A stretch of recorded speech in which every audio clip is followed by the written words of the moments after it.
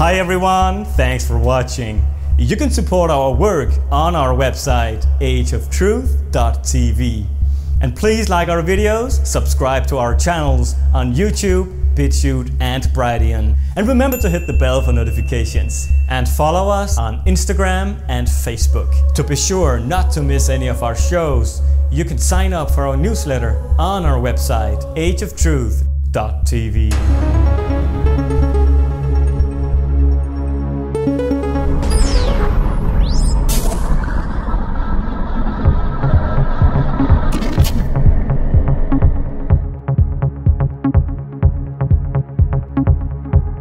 Hello and welcome to this edition of Age of Truth TV. I'm Lucas Alexander in Copenhagen, Denmark.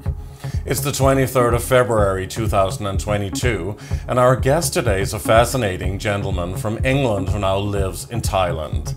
He's a former university science student who turned shaman, and he's been working as a shaman for the last 35 to 40 years.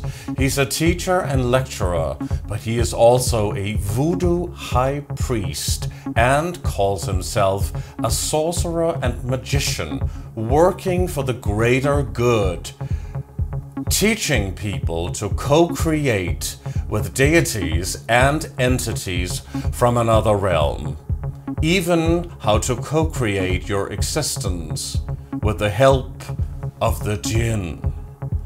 Shaman Peter Aziz.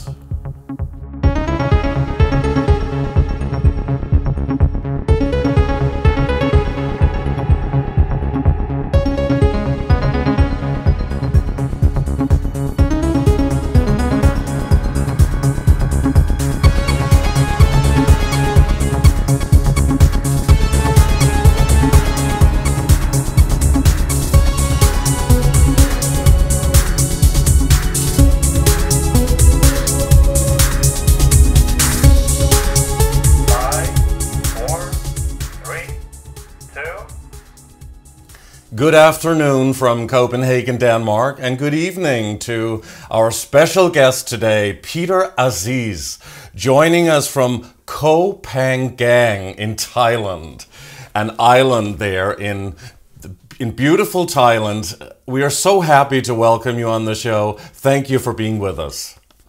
You're welcome. It's good to be here. Great. And you are known as a shaman and a healer, even a voodoo high priest, and also Yes. a sorcerer, you call yourself, and a teacher and a lecturer. Well, the sorcerer is one of the titles I got from the kind of magic training I've done through Java, through India, places like that. They still call them sorcerers. Wow, this is so interesting. We have a lot to talk about today, also with those titles, in knowing how you use that and how you can perform such rituals, which you also perform with people, and how you can use those things for good. Because normally people associate voodoo and sorcery with something very negative and bad, but I guess you can tell us otherwise. But first of all, before we begin, you're now in Thailand. Maybe you can tell us a little bit about why you are there, but you are originally from England, from Devon. So before we go on and talk more about what you are actually doing, please tell the audience a little bit about your background and your history and how you started all of this. Well, I started out actually studying physics at university. And I also got into healing from an early age because my grandmother from my mother's side was a kind of village witch from Hungary. So she introduced me to nature spirits, natural healing, things like that. So interest is always there. I was first studying science. It's actually through my study of science that I realized I wanted to expand further. In my thesis, I was actually working on kind of quantum mechanics and looking at more extraordinary things and trying to explain things outside the box, as it were. And it led me to actually explore magic. Also in healing, I started out doing acupuncture, homeopathy, and I realized there was actually more to it then. It was all about energy, but I wanted to understand more deeply how it works. So I decided to go exploring other areas, indigenous tribes have their own healing methods, to actually find more about how you can actually heal. So it's actually started on a scientific background, but it just led me more and more into magic. But this is kind of unusual and extraordinary. Somebody starting, beginning as a science student, studying science. I mean, it's the opposite realm that you went into. Exactly. And Yes. you don't see that happening quite very often, do you? If you study at the university, because usually people are very programmed when they enter the university, and then they are delivered inside a certain kind of matrix, so to speak, huh?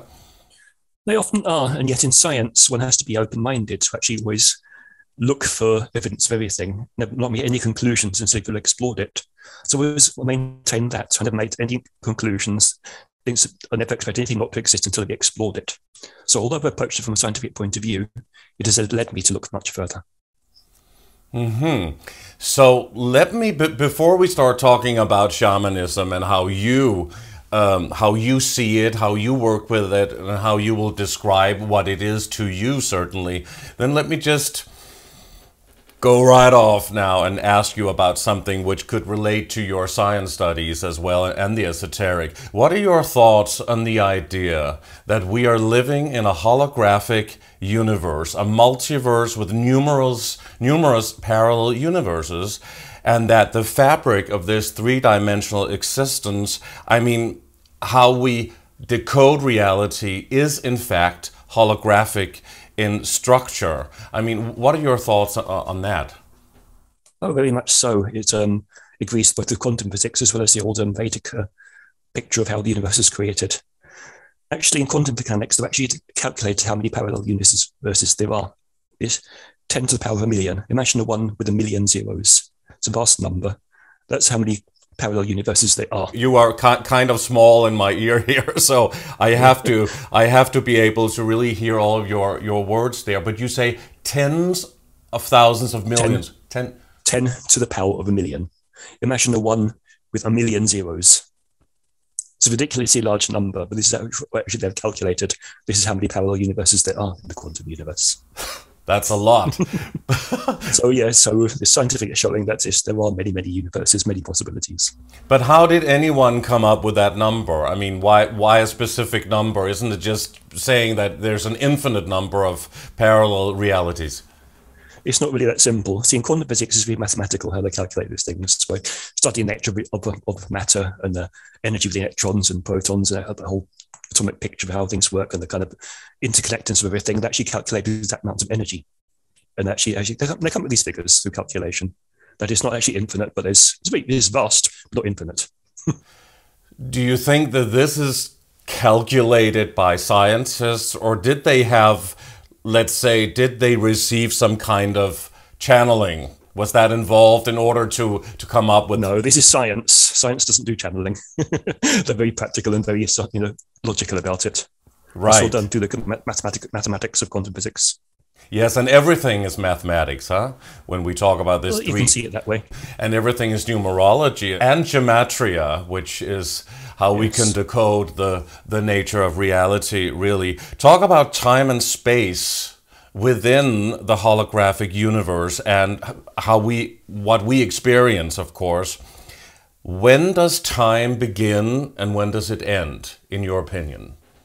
There is no beginning and end. You see, time isn't really linear. Actually, again, quantum physics gives a different explanation, which agrees with the old Vedic perspective of it. It is not linear. It's what is called a Gaussian 4 triapple. Imagine like a field that's 4-dimensional with a grade into 3 dimensions. So it's very variable when you see it. It's not linear. It has a curvature to it. But it seems to go back on itself. It runs in cycles. So there isn't a beginning and end. It cycles back on itself. The cycle may be billions of years, but it comes back on itself all the time. It's circular, cyclical. But when does time end? A lot of researchers into this field of the esoteric say that it is only within our on this three-dimensional frequency where we see and build and live and experience everything that time exists. But when we enter the realm of the 4th dimension and beyond, that's where time stops. But how do you see it? Time is seen as 4-dimensional, so beyond that there is no time. Or rather, it exists, but not in a linear fashion. See, when we're outside this incarnation, we can look at the lifetimes and choose to incarnate past, present, or future. Now, you can have your next life in the past if you want to. You can have parallel lives. Nothing is fixed this way. It's not linear. Time is something we play with and use. It's a tool. See, if there was no time, you wouldn't have the feedback system of how things get from A to B. If I have a thought and it instantly manifests, there's chaos. I'll be talking to you here, for instance, I think about what's it like at Bahamas, I'm gone. Kind of spoils the conversation, doesn't it? I might have a negative thought happens, that truck hits me, then I'm dead. We can't afford to live with no time. Time is a cushion between the thoughts and what they manifest. And do you think that, it's our higher self who decides what we want to be in the next life? Also, if we want to go back on the timeline, let's say if I would choose to be reincarnated in ancient Egypt, I could, or what? Yes. Yes, you see, it's not really linear. It's not linear. Imagine it being like a multiplex cinema. There are many screens all at once, but you can only watch one film at a time. It's up to you which order you watch them in. You can actually take as long as you like between films. You can even come out of one and look into another theatre to see what's happening if you want to. But people don't often do that. But it's all our choice. They're all laid out there, outside time, and we choose in which order we're going to experience them. And do you think we humans could also learn to do that if, let's say, our pineal gland weren't so calcified and we weren't dumbed down and programmed by, well, collective mind control? Well, yes, exactly what people do when they explore things like past life regression. They're stepping into other time zones. But we can all do it. Simply because the time we're in now is actually something fixed, which is part of being in this three-dimensional reality. But outside this, we're free of it. In between lives, you're not in linear time anymore. That's the point where you're actually one with a higher self and see it all as one big picture.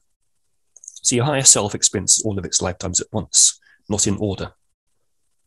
So we can experience something in the future, feeling that, oh, we've lived through that, but actually we haven't well, at least in terms of our understanding of time.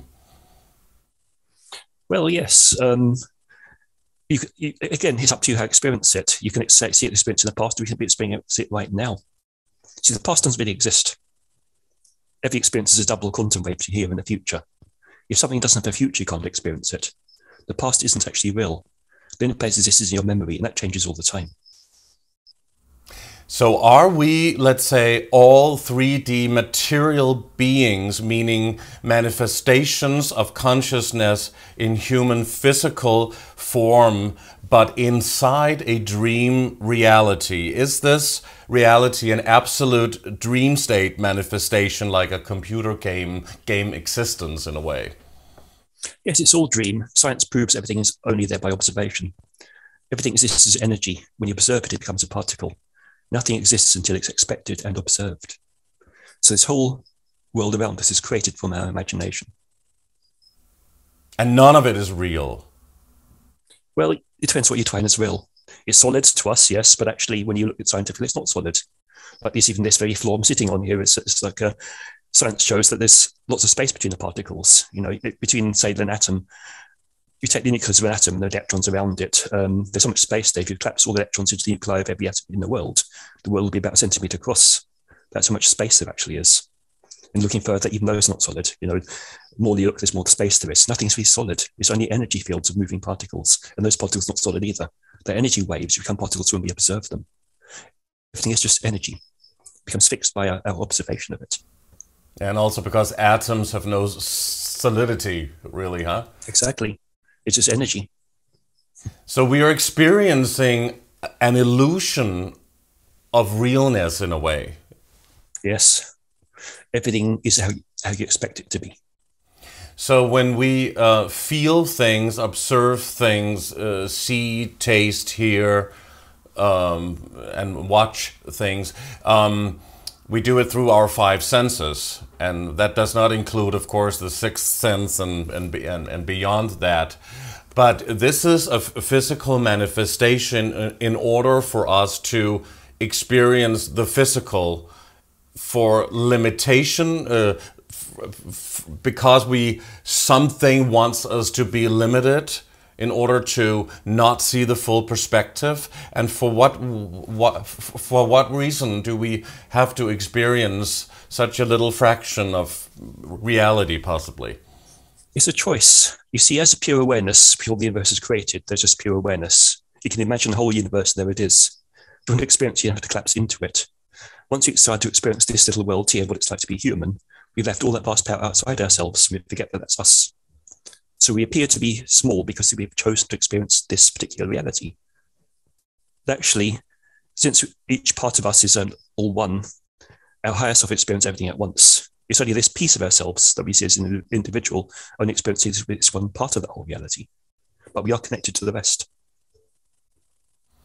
And how can we expand that consciousness, you think? I mean, we're not talking about you as a shaman and somebody who is teaching other people, and there are many of those around the world, but I mean the vast majority of the Earth's population, they believe in this reality, and maybe even more so than ever, even though more people are also awakened, I guess, from what has happened, especially in the past 2 years. I mean, why are we experiencing what we are at the moment in terms of the world crisis? Why do you think we have to go through this horrific kind of fear and terror? Crisis is an interesting thing. You see, it forms a crack in the reality, in our routine, to which the soul speaks to us. Normally, this happens to enchantment. The enchanted moment of life is where soul speaks to us. The routine is broken. Time almost stands still. The moment's eternal. And you have this time where the soul touches you. But if that happens, the routine has to be broken. If you don't allow the enchanted moments, the soul has to reach you in other ways. Crisis is also a break in the routine that takes you out of normal reality so the soul can touch you again. It's not as nice, but it's actually the soul trying to connect with us. The only way out of crisis is to allow the enchanted moments. In other words, allow the soul to speak to you. So you believe that this is necessary, what we have experienced in the last 2 years, in order for the people that can wake up, for them to wake up. But what about the rest? Exactly. Everybody can wake up. You see, this has happened to everybody. Even about this big crisis, everybody's having their own crisis here and there, because this is all the soul trying to reach them. And it does eventually. Everybody has some point of awakening in their life sometime, however stubborn they are. The crisis happens, the routine is broken, and things don't work as they expect. So something has to change. The perception of reality has to be shattered. Things never expect, because the soul is always trying to show you something else. All these ways are a way of breaking free of that rigidity. We're breaking the prison we've set for ourselves. It is us doing it all. So we are part of creating a prison planet here on Earth, with a control agenda, a new world order agenda, that these top elitists are imposing on the population with constant fear-mongering and, let's just say, not only mental slavery and mind control programming, but also actually still slavery happening all over the world in many, many countries. And even the money system has created, let's just say, official slavery that people believe in because they need money to survive. Exactly. That's how it's been created. But you see, we're all creating this to a degree. People give up the power to authorities for a reason. They don't want to take responsibility. They don't want to take risks themselves. Now, this has happened early in life because they haven't actually developed their will. They don't find an easy way and don't wait for your parents. You want somebody to look after you. People want to trust somebody else rather than themselves, because trusting yourself means risk. People afraid to take risk like to be slaves. They want somebody else to make decisions because they feel safer with that. So to a degree, we're all doing it. And yet we also have shadow. Everything we deny in ourselves comes as from the outside. All those dark things we see out there, all the greed, everything, we all have some of that inside ourselves. If we heal it there first, it doesn't come out from the outside anymore. It all changes out there as well. So what it takes us all to be brutally honest with ourselves, look into our shadows, deal with our own greed and fear and all those things. So do you believe that there is an external force, let's say an otherworldly being or force, or extraterrestrials maybe, or something out there that is behind these top elitists, behind the people that are above the governments, maybe what is known as the Illuminati bloodline families? Do you think that, yes. People talk about reptilian aliens being able to shape-shift, or maybe archon, Djinn, beings that can possess these top elitists? It's not so much being possessed. They have made a choice here. They've actually called in aliens and also actually gained the technology. This began back in the Second World War. Hitler was very much into following the Bavarian Illuminati, which had two basic sections. There was the Fool Society, which was there to explore all the magic they could, and the Bill Society, which was there to make alien connections. So they're trying to gather power, you see. One society actually making alien connections, one actually gathering the magic of the whole world. And these are the two things that are giving them fuel to give them power. So yes, they have made deliberate connections to aliens for their own benefit. The aliens give them technology in return for feeding on certain humans. I didn't get the last part of what you said, that in return they what? They get humans to feed on, basically. Some of these aliens actually prey upon us, not just in a physical level either, they prey on the human soul. Yes, that's certainly what we hear, that the archons, the Djinn, feed on human beings, fear, angst, anxiety, hatred, and all of that. But they also, you know, they're also part of this satanic network, even sacrificing human beings, you know, not just on a soul level, but on a physical level, for blood sacrifice and rituals. This, where the two sides come together, there's the occult and there's the alien. These are both sides of power that the Illuminati were seeking. So there were those who gathered magic from the world and practiced Satanism and do all the sacrifices. This is somehow aligning with the alien technology, where they also want to feed up human souls. So the two kind of cross over. Now, I don't know the difference now, but what's the alien, what's the demon? Is there a difference? Basically, there's still both creations of our shadow. We are vast beings that inside us are all the horrors and the wonders of the universe. And we can create anything. When we understand that even this is our creation, we can do something about it. But don't you think that these alien beings have been here for eons, maybe? Some of them may have, but this present problem that's going on seems to be happened since the Nazi times. It was actually Hitler who first made the connection. He funded the Vril Society to go out and make these alien connections. So this is reasonably recent. What actually happened during the war, it didn't finish as people said it had. It's all very hidden. Hitler got out and actually created this place on Antarctica that he called now Swabenland, his new place. This way he was doing the alien kind of research and so on. So they still talk about hidden societies down there in the Antarctica. This is where it's all happening. Yes, and we know the story of Admiral Byrd flying into, but I think that was the North Pole, wasn't it? Yeah, that was different. Antarctica is separate because that's a landmass there. And this is where Hitler formed what he called now Schwabenland. Yes, and but they also say that they took Hitler to this sanctuary in South America after the war, along with a lot of Nazi scientists, and a lot of them went to the States, of course, during Operation Paperclip. That's right. And actually, they became part of the whole all power structures in the world. The SS became part of every other spy network in the world, so they all become part of it. And so this alien kind of agenda is also part of all these different societies. Every spy network in the world is linked to the SS, and therefore is part of this alien kind of project. Yeah, and a lot of people don't really know that the Nazis didn't lose the war, but in fact win it and infiltrate it, and that is what that became the New World Order, and they even talked about it at that time. But the alien agenda is supposedly way, way, way older. Maybe they were here way before we were, and some researchers also speculate and say that we are a project, that we are a cloned slave race that just happened to acquire a soul and get empathy, which supposedly some of them are a bit jealous of. That's at least what some researchers say, and I'm just saying it in a primitive way, but that we were kind of a mix, a cloned race between some kind of mammalian alien or a Nordic alien and reptilian, because of the reptilian brain and the reflexes and all of that. But what are your thoughts on this idea? Well, we all have reptilian brains because when way evolution works, it adds to things, it doesn't change it. We start as reptile, then mammal, then the human part. We still contain soul parts, so it doesn't actually prove anything. However, there are older stories within the magic traditions which also suggest that there were positive aliens, such as places like Sirius.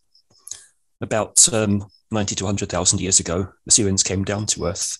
Humans are more primitive and actually blended with the humans to actually evolve a new race out of it. They created Lemuria. which then vanished because they finished with us, and left man to find their own magic. So they created Atlantis, made plenty of mistakes and destroyed themselves, but that's the beginning. So the series had the impact on the development of humankind, so actually brought more magic and spirituality into them, because before that they were more primitive. So been positive influences as well. So the Syrians, are those the alien type that they call the Nordics, the Nordic-looking blonde, blue-eyed? No, see, the Syrians won't exist in physical form anymore because basically Sirius is a twin star. It once had 4 planets, which has since been absorbed into the star, so there's no more physical life, which is why they came to Earth and actually blended with us and evolved into a different form to put their energy into us. So you won't find actually physical Syrian beings anymore. But what were they in the past? Were those the Anunnaki? Or some people also say that the Anunnaki were reptilian. Even older than that, you see many of these stories come from the different Syrian races. Sirius had 4 planets. The initial 4 races were the cat people, the eagle people, the shimmer beings, which are more water-like like dolphins, and the crystal beings.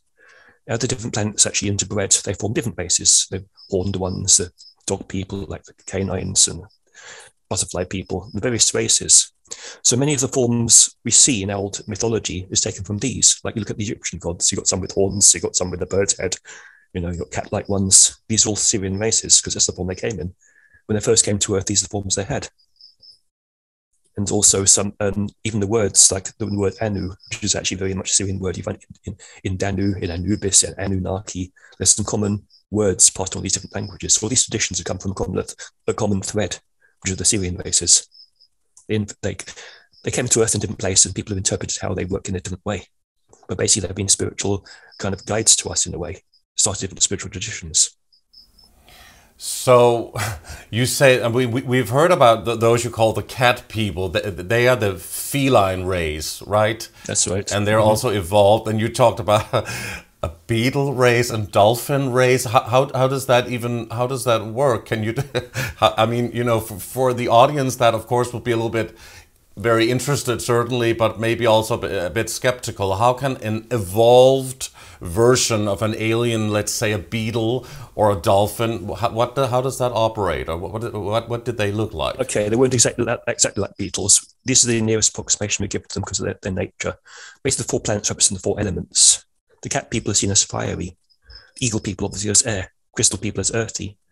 Dolphin people are what they call the shimmer beings, who had like a very shiny skin like a dolphin because they lived in the water. So these are the water beings. They weren't exactly like dolphins, just like the eagle people didn't necessarily have feathers and wings, but they were somehow eagle-like because they would have a longer nose and they like to be up in the air trying to fly and so on. The areas they explored, they were in the element basically. So they wouldn't be exactly as we see the birds and things now, but obviously primitive people would have actually tried to relate to something they understand. But quite evolved, and more so than the human race right now, right, in terms of their, let's say, intelligence level or what? Oh, yes, because they were evolved when the human race was still very primitive. Going back 100,000 years when we were still cavemen, they came down to actually blend with us and actually make us more.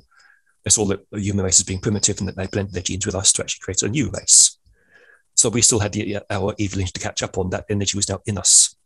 Something, the spark of spirituality, spark of awakening ready to come out. So did they create Earth as a kind of a playground or as a, let's say, an experiment to see how a new race would evolve? And, from what we see right now, this is a very, very strange place and a lot of really bad things are going on. So if supposedly good aliens came down here to, let's say, create life on Earth and to teach people, why has it gone very, very wrong? Because we have free choice. Remember, we were very primitive. They came for a while, managed to put our energy into us, and they moved somewhere else because they would stay on the Earth but in a different plane, what we know as fairy realms. The fairies share the Earth but in a different dimension, so we don't see them. They were more evolved. So the Sirius first talked to us a bit and tried to teach us something. They went to the fairy realm to teach them because they're more open to it. So since then, our teachers have been really the fairies. They have been the traditional teachers of magic throughout history because they were more ready for the magic than we were. So it's not so much that they've done it to us. They left us with magic. And being more primitive, we made lots of mistakes and messed everything up. And yet there's always the fairy races we go back to try and actually learn again. However, many researchers talk about a war between Atlantis and Lemuria, and then that a reptilian race from the Draco star system, the Draconians, or I think there are different reptilian races they talk about. They came here, and maybe they were here even before, and they wanted to take over, and they don't work with empathy, so they created this slave race and could do it through mind control, and that's how we have this. And they feed on that, like the archons, and the archons can maybe also, let's say, inhabit a reptilian. That's what we have also heard. You also have to look at how these words change meaning throughout time. It's become very popular to talk about archons as a bad guy. It's actually, that's an old Greek word. The archons are actually the kind of chief of the kind of guard who used to look after the city. They keep order. Think about archons, they impose order. Obviously, too much order would be restrictive. That was the Greek version of the archons, huh? The real guardians, real people. But in the Gnostic writings found in Nag Hammadi in 1945, they talk about the archons, of course, what the Muslims call the Djinn. We will also talk to you about it because you work with these energies.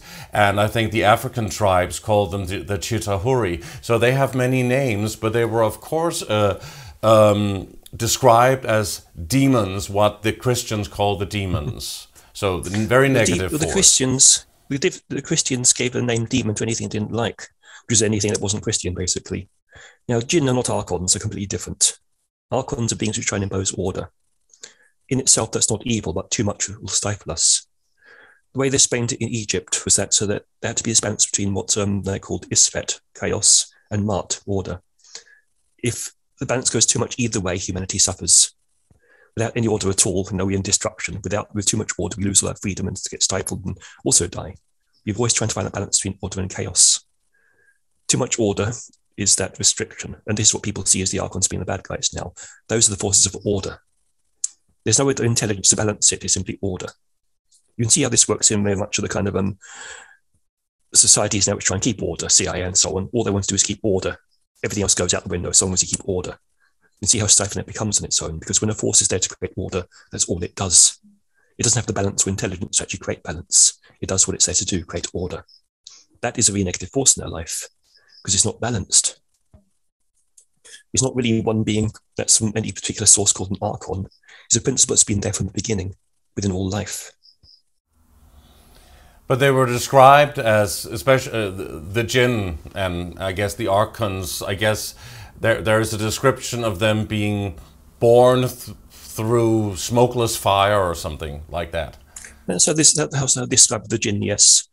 In the kind of Islamic kind of creation myths, I talk about men being of earth, angels being of light, and Djinn of smokeless flame kind of in between. Now, smokeless flame actually means it's eternal. You see, the fire is most smoky before it goes out. The smokeless flame is simply that kind of metaphor for the eternal. It's not physical, it's an energetic being, therefore it doesn't die the same way you do. But if they feed on human beings, if they feed on our anxiety, angst, hatred, and fear... That's not what Djinn do, no. But aren't they the same? They're mentioned as the same. Well, somebody who doesn't understand, as Christianity takes this idea that everything that's not Christian is now a devil. Everything gets put into the same box. And because they don't know how to tell the difference, they'll put them with the same heading. They're not understanding everything's real nature. Nothing in its nature is truly evil. It has a purpose somewhere. It's a problem when it gets out of balance and it's in the wrong place. Djinn have their own world, when there's too many of them in our world and there's conflict going on, there's problems. But Djinn have their own feeding. They don't feed on us. No, that's not what Djinn do. People often confuse by other demonic beings. Even the dead. See, Djinn is basically an Eastern word for the spirit. It can be many things. Even in graveyards, they talk about Djinn because the spirits of the dead see a Djinn as well. Now, the spirits of dead people are not evil. Some of them actually get hungry because they don't know how to move on. They feed off your life force. They become vampiric. It's simply because they're lost. They're not evil by nature. There's nothing is created to be evil. You're simply aware of something's gone wrong.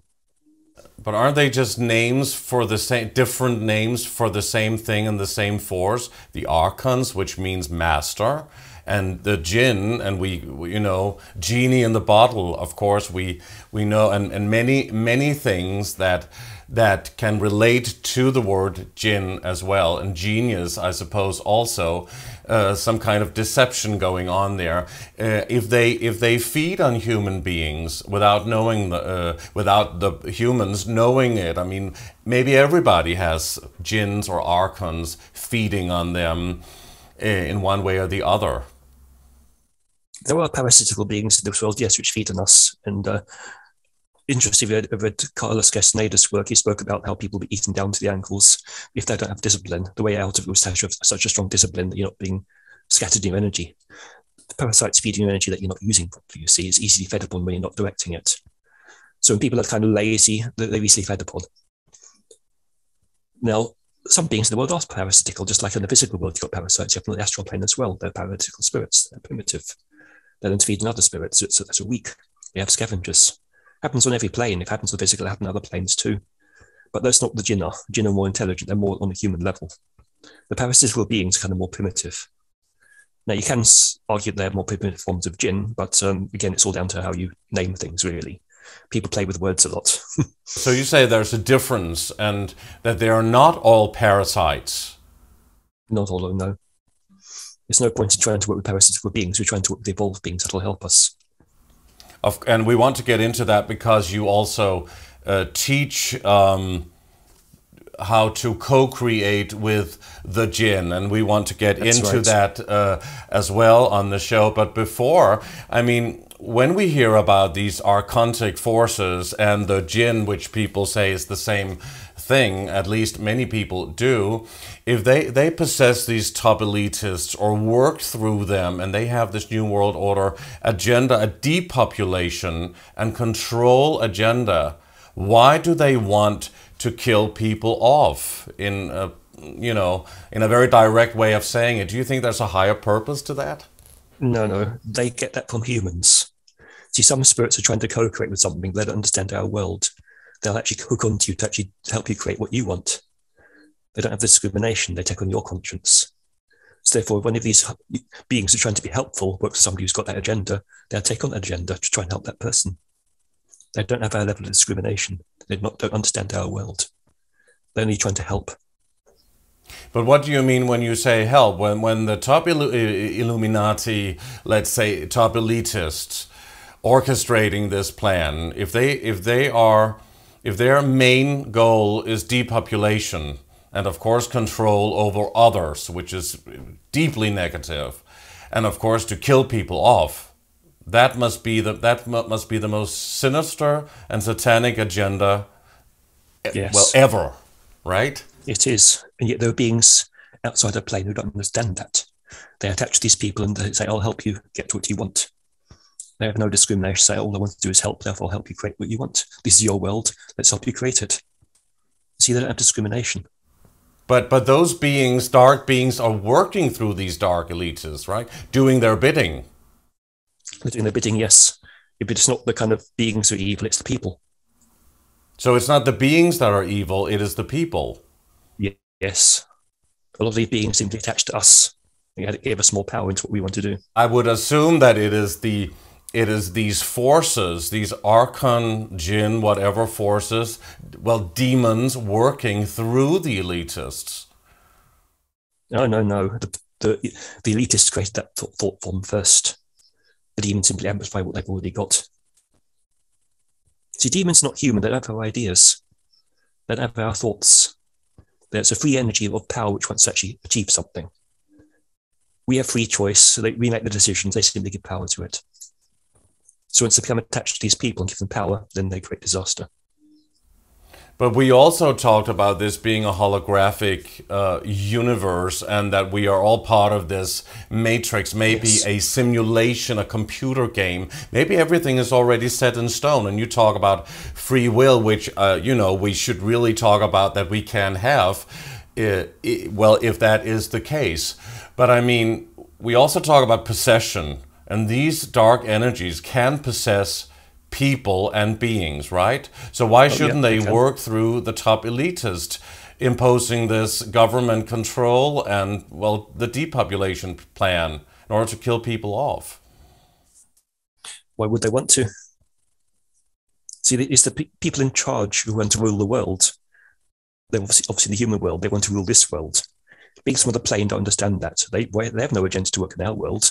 They're here, want to work with us. And let's look at how these formed. As I mentioned before, we come from this one source. We come to the small, limited space. We've left that vast power outside ourselves. All these beings are is the power we left outside ourselves.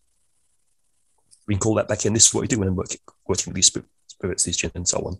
Call back these pieces of power which once were part of us that we've forgotten. It's pure power. We make the decision. Even if somebody chooses to do evil, they're able to cause that power in, and that power becomes part of the evil. This is part of a lesson we have to learn, that we have to be responsible in what we create. It's all us.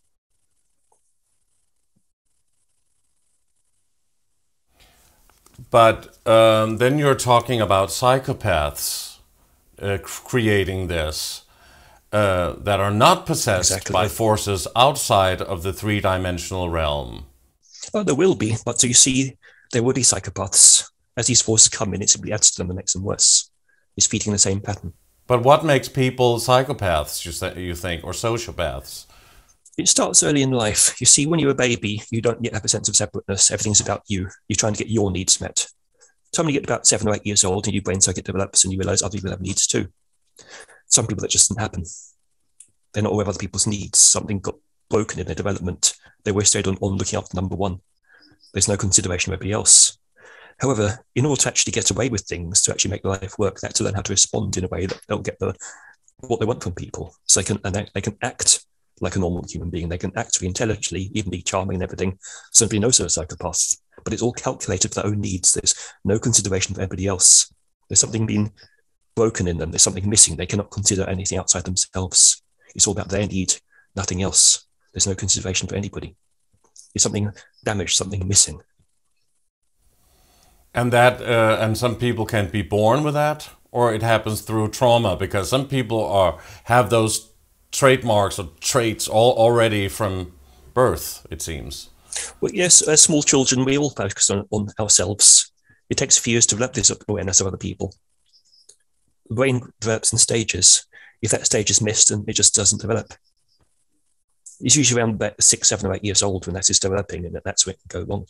It can be through trauma, it can be through mineral deficiencies, so the brain can't develop properly because it hasn't got what it needs. Various things will make it go wrong, so the brain doesn't develop in the right way. So how would you describe the realm outside of the 3 dimensions here, with the why they're doing these satanic rituals? The rituals are done here is people doing them. They do these rituals to call in forces from outside themselves to actually build up their own agenda. Now, you can actually pull in forces from the outside to help with anything. Those forces are not discriminatory. We have the intelligence. That's just raw power. As I'm saying, when I'm teaching Djinn magic, I'm teaching people to bring in the power to help them create what they want. Hopefully, to help guide them to actually do it in a positive way. But the fact is, when the raw power is out there, it allows to anything you want it to. If a psychopath has that power, it makes them a bigger psychopath, a more powerful psychopath. And that's what the problem is. Now, the problem is our world, psychopaths manage to get into positions of power because every organization simply wants its own success. The ones who actually make more money for the company, the ones who actually focus on the end result without caring for the people.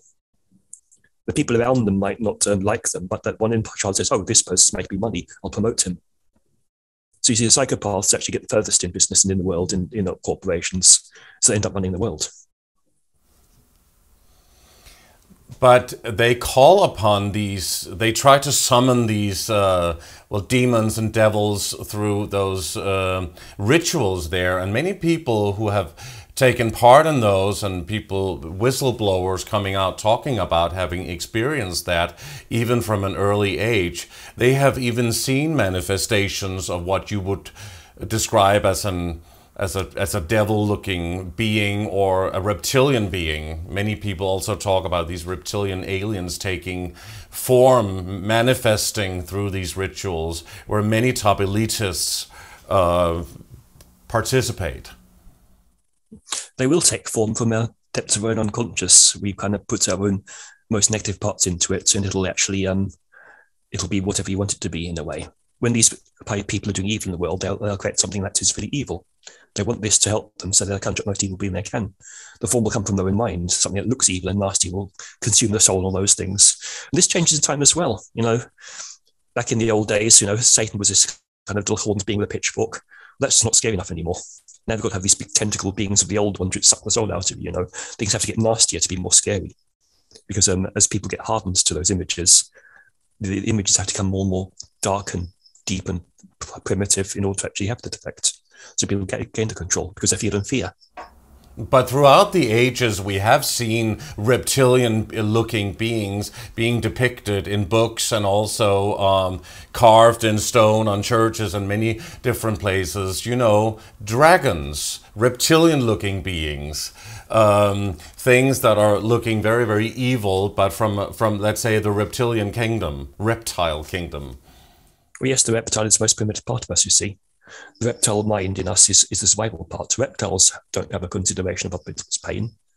They're going to eat whatever is for survival. There is no consideration. So this suits the consciousness of the psychopaths, because they're living in the reptilian brain. Of course, what you use most is what you end up looking like. Those who end up living in the reptilian consciousness become more and more reptile-like in their form. So especially when they learn to go beyond the physical limits and become shapeshifters, they'll take on the form of what they're most resonating with, reptiles. How will you describe this other realm then? Because you are dabbling into that world as well, the occult and talking about using these entities, the Djinn, for example, how you describe them, for something good. But aren't those very sinister forces playing into this satanic realm in a way? Depends which Djinn you have. See, Djinn, like people, have their own little religions and belief systems. If you look, for instance, the Quran, Muhammad taught the Djinn Islam as well. So those which actually followed Islam follow their rules, and therefore they are safe within that structure. The Islamic Djinn won't do any harm. They won't do anything outside what the Quran says. Other Djinn might follow a different religion. You can have satanic Djinn, because they're following religions they taught from man, basically. So they'll actually develop alongside us to the same religions, to everything else. They can be positive religions, they can even be negative religions. You can have satanic Djinn, you can have Christian, Islamic, Hindu Djinn, Buddhist Djinn. They'll actually follow our religions. They learn from us. In the same way that people experience the realm of heaven, or the realm of what nirvana, or what when they die, they will see the God that they believe in. You'll go where you most resonate with. If you had an evil life living with these dark beings, that's where you're going to go. If you're resonating at a high level, you go to the heavens. A lot of near-death experiences throughout the years who has had different religious beliefs, and some of them were atheists and didn't believe anything, but they experienced being, let's say, out of body, being dead, well, declared dead for a time before returning to the body in a way. And they all talk about something similar, seeing whatever God or a light or Jesus or Muhammad, or Allah, the Hindu and Buddha, the Hindu gods and Buddha, whatever they believe in. Another way of forming some kind of an illusion in a way. But then a lot of people are saying now, coming out, talking about that these are actually archons, the Djinn, maybe in disguise. Even when you see loved ones looking their best. They could be. They could be if that's the reality you're creating. This is when I keep going back to, we create it. Are you going to live in a fear-filled reality where you're not taking responsibility for yourself? Then everything else is doing it for you. If you know you're actually taking responsibility for your own thoughts and creating your reality, you're in charge. You know where you're going because you're creating it.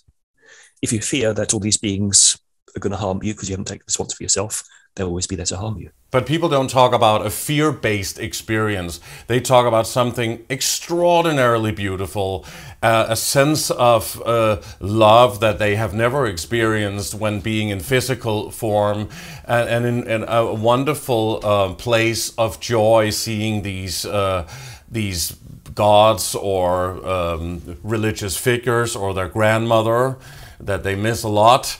And then they talk about the tunnel of light, they talk about the life review, and being asked to go back into in a new body with a wiped memory, not being able to remember past lives. And then the karma, reincarnation, death trap circle goes on and on and on and on, so that these archons and jinns can feed on these people continuously. What are your thoughts on this perspective? Because that would actually make any religion be wonderful for these. Doesn't matter what you believe in, because you'll end up in the same place. There's that, yes. But it's found that even that vanishes after a while, because it's all our creation too. We create these religions which create a nice place to be, which is great. If you're going to go on from here, what are you going to create next? I think it's when you have pure awareness, there's nothing there is there. You have to create something to experience it.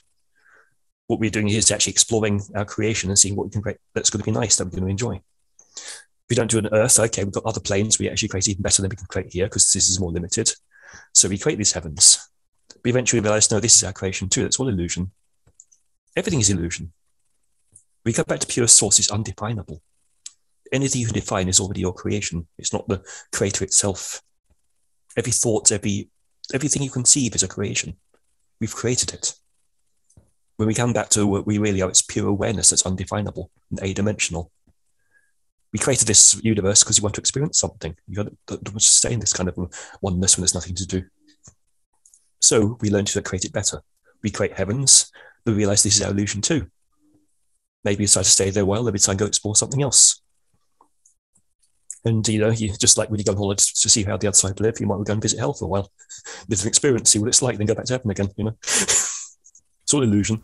So as we evolve as human beings and as souls maybe, or the understanding and the awakening while we are here on Earth, if we, let's say, wake up, can we then also go to another level when we die and not be lured into this karma wheel trap and the reincarnation cycle there, the tunnel of light and all of that, and maybe go to source?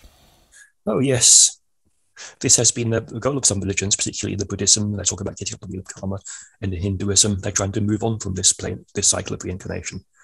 And they spoke about this in Egypt as well. You could either go back to Earth, go to the hells, or move on to what's called the Menti, the place of the gods, according to where you've reached in your development.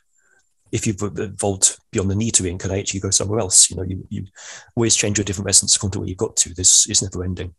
As you raise your resonance, you experience greater and greater wonders and less limitation.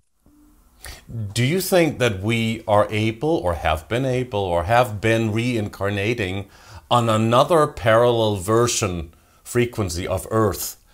And do you think that a really nice version, a beautiful paradise version of Earth actually exists as well? Yes, you see, there have been times where there's been a split, what we call a bifurcation in our evolution. This is what actually happened at Atlantis. We've evolved from Atlantis that was destroyed, yet the other half created a miracle. They have a power of life now where they live in this miracle because they went the right way. So there's two different existences here. With our life, we came from the bad side of it, where everything's destroyed and we have to learn again. There's a side which actually made it and it created the miracle, and they've evolved in a different plane. So there is a different world there, a parallel existence. Where everything is bliss or nice. Well, a lot better anyway. There's always more lessons and more creation, but actually they got it. They learned to work together and create a better reality. That is also happening on Earth right now. Let's say just vibrating on another frequency because it's a parallel version of this planet. Exactly. You see, we're heading towards another bifurcation point where the different realities people are creating at some point can't coexist anymore. Some people go one way, some people go another way. There'll be a splitting of realities. Of course, we won't see what the other people are creating. It'll be a different world from them. But some of us will create a miracle, some will be in a disaster. You can go either way. That each person has to choose which side they're going to be on. You don't get there by sitting on the fence. Everybody has to choose to actually take part in creating a better world. Then they'll be in that better world. Do you think that let's say the secret part of the military, maybe the secret space program, or just the military and the technology that we are not allowed to hear about because it's evolved way further than we are being told. Do you think they have or have gained access to enter these other dimensions and realms of Earth? Is that what is happening in CERN in Switzerland or in other places, let's say in underground bases, Area 51 or similar places? What are your thoughts on that? The problem is that they're playing with power, their understanding of the full depth of spirituality. There's no spiritual order there, no kind of conscience, just after power. They can open doorways to powerful places and don't understand what the consequence is going to be. Many times they have to close the project down because they brought through something through disastrous. They brought through demons, basically. Couldn't handle that to close the whole thing down because they're trying to experiment with power. They're not coming from a spiritual intelligence. They're coming from pure science with no conscience. I'm saying this is where you get psychopaths. They have an end result in mind, and that's all there is. There's no concept whether it's going to hurt somebody or whether it's going to do damage anywhere. They want to get that one goal. This happens in science as well. Scientists can easily become psychopaths because they're so scientific in their approach. This is what I want to get. Let's do it. Let's not worry about who it's going to hurt. We'll just work on this. So naturally, they're going to resonate with those demonic forces which are here about power. They bring those through, but obviously how they can control it. The demon comes to the same resonance. It's going to listen to them. It's going to have its own agenda. It wants power. There's going to be conflict. And who's going to win?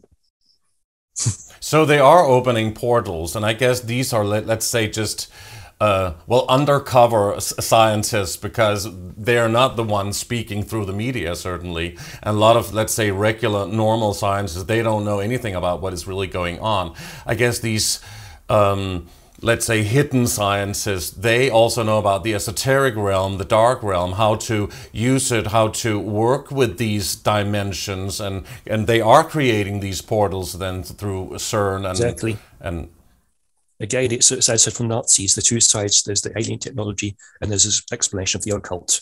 They're bringing the two together to try and gain power. But see, that isn't complete. They don't have a whole understanding of spirituality where the soul is going. It's all about power. Of all of those extraordinary experiences throughout your years as a shaman and as a healer and therapist and also as a voodoo high priest, what would you consider to be your most eye-opening or extreme or otherworldly experiences? Can you mention some of them for the audience? Yes. Well, the biggest one which stands out for me was when I was training with the Kahunas on the Isle of Maui. At this time, there was this head Kuna had 3 young students, and at one time he kind of took this sword, cut this girl's leg off and threw it into the river. One of the other students had to go and get the leg and put it back on. What? He went down the river, took about 2 hours to fetch the leg while the woman controlled the bleeding. It took him 15 minutes to heal it, and the leg was back on. No scar. So who was this guy? He cut off a girl's leg and threw it in the river, picked it up. Yep. Put it back on? The student had to fetch the leg and put it back on. What student? Whose student? His student. He was a Kuna. He was training the younger Kahunas. The Kahunas are the keepers of the secret. There's the shaman of those islands. Oh, so they're called Kunist or what? Kahuna. Kahuna, okay. All right. On Maui. Yeah, all the Hawaiian Islands, but Maui is where I was at that time. So you were there. You witnessed this with your own eyes. Because I was training with the Kahunas too, but obviously not as long as these people who lived there, you know. When did this take place? This was back in 1987 to 88. Around that time I was training there. You must have been a very young man at the time. Yeah, well, I was 28 then. All right. So, and you had left your studies to become a scientist at that time? Yes, I mean, I finished university, I'd gone on, I worked in in the science industry for a while, then decided to get out and do something else. So what took you to Maui, to that part of the world? That's on the other side of the globe, if you believe it's a globe. It's too much studying of healing. It's like when I was exploring my healing, I came across this other guy. But it's one thing led to another. Basically, as somebody who came to England, recognised my healing ability, wanted me to go over to America to heal her son because he had some strange disorder nobody else could heal. While I was there, I met another guy. He put me onto this guy called John Ray, who studied with the Kahunas over on Maui, and I decided to go and do his courses. He was the one who introduced me to the Kahunas. So it was around about time to get me there. But it was all about trying to study healing. So, I mean, please take us through this. Were you at all affected by, let's say, plant medicine or some kind of drug? The Kahunas didn't do that. No, the Kahunas didn't use those at all. If this experience is real and you're telling us the truth, and we must expect you to do that, how did you experience it? What did you feel seeing this happening before your eyes? Well, it was a miracle. But I'll say. The other things that led up to that was the big one. But I've seen many kind of pretty powerful healings happening. Like the first one I saw, for instance, there was some guy had broken his leg down on the beach. There was a compound fracture, bone sticking out to the flesh. Suddenly this woman appeared at her heart. Nobody knew who she was. She put her hand over it, and the bone went back in and healed. So, I'd seen this thing there. It seemed the Kahuna seemed to have that kind of healing power. So that was the first one I saw before I trained with them. So what did he do? Did he put his hands on these people, the places where the leg was broken, or what? Yep. There was a woman just put her hands over it, and you could just see it healing before your eyes. And this happened several times where you saw this. Yeah. Mm-hmm. There's quite a bit of it going on there, yes. But I mean, what kind of technique, let's just say spiritual, occult, or esoteric technique was he using? I mean, how does it work? How do you do this? Well, this is actually in the more advanced part of what I'm teaching all along, that we're actually trying to recognize that everything's illusion. Once you get into the consciousness of something and understand this is your creation and release the emotions or the negatives you have about it, everything heals. Even physical injuries have an emotional cause. There's always a reason why you hurt yourself at that time. You have certain thought patterns going on, certain beliefs. And in the process of healing, actually release the thoughts as well. What I've found, for instance, when I'm healing others who've had an injury, it won't just be a case of healing the injury. While you're doing healing, they go over the memory many times over the actual injury. And each time they have more memory about the emotion of the situation. And the picture gets clearer and clearer and all memory comes out. As a result of it emotionally, the body heals as well. It's all working as one. So what we're looking at is that the cause of everything is in consciousness. The consciousness is shaping the body.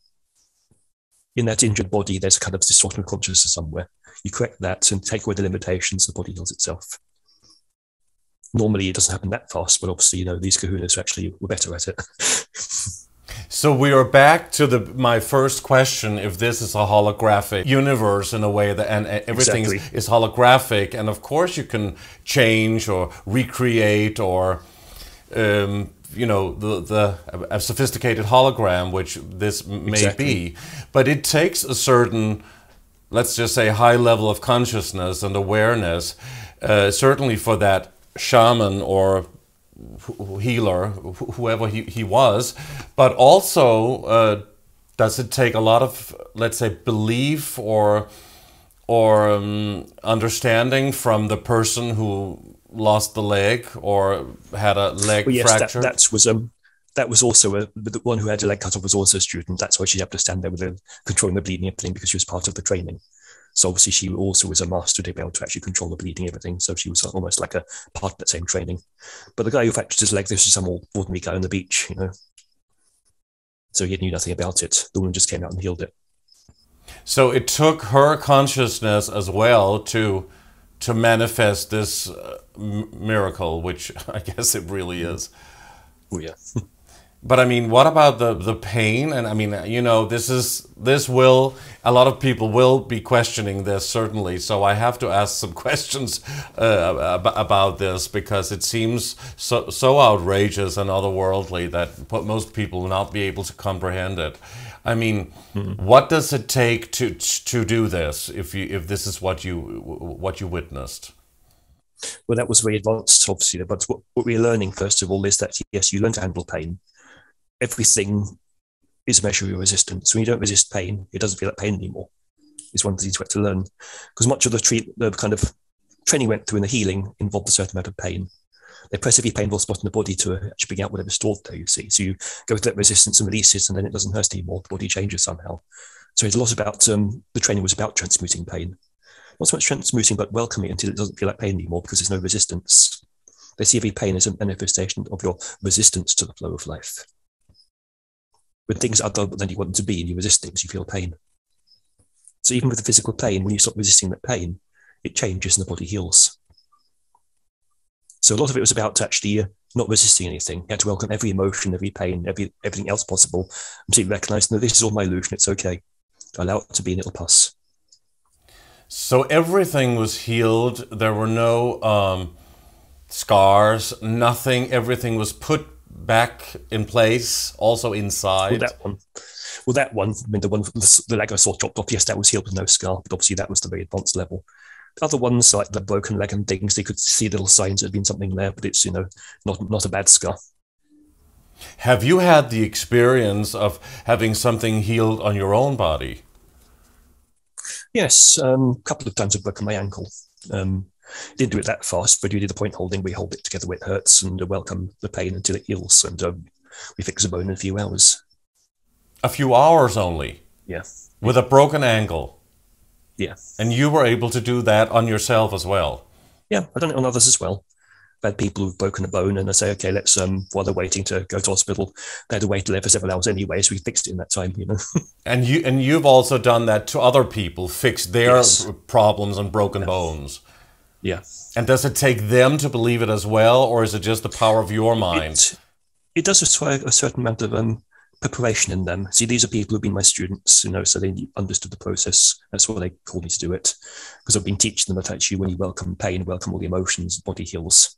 All we do is they hold the broken bone in place, press a certain point where it elicits the pain. They welcome the pain. It gets hot as the Kundalini rises, and as it's burning, it all heals up. Natural process. So what do? You put your hands on top of the place where something is broken, or is it above it or on it? We have to hold it very carefully. We need to see where it's broken, because obviously when to hold it away, that's not going to try and make it worse. We're trying to hold the bone together. But while doing that, we also want to find the point that elicits the pain. There's a trauma stored there, you see. When you touch it in the right way, that trauma comes out. This thing, we're not suppressing pain, we're bringing it out. The person has to learn to welcome it and not resist it. What happened in the Kundalini rises and it actually gets burning hot. It gets so hot it often blisters my fingers. It's talking about serious heat with the Kundalini rises. Are you talking about Kundalini? I didn't hear the word. Yes, the Kundalini, yeah. That's what we call it, because it gets seriously hot, when we're doing this healing. It can blister your fingers. But that is, the Kundalini is in the spine. It can be everywhere, wherever it's needed. But you have to be very careful triggering the Kundalini, huh? If you have the ability to trigger it with a touch of your hand. This isn't rising it fully, it's putting it where it's needed. Like for instance, when we're working a bone, it gets hot there. It's not rising up the whole spine. It's going to where it's needed at the time. Right. So you use that energy, you tap into that energy, which you call the Kundalini energy, in order to heal. Is that am I understanding it correctly? Yes. It's not just about healing. Kundalini is about transmutation. It releases all the kind of stored karma, all those thought patterns and all their negativity. And while that's healing, the body heals as well. Mm-hmm. So you can, I suppose, also trigger a Kundalini awareness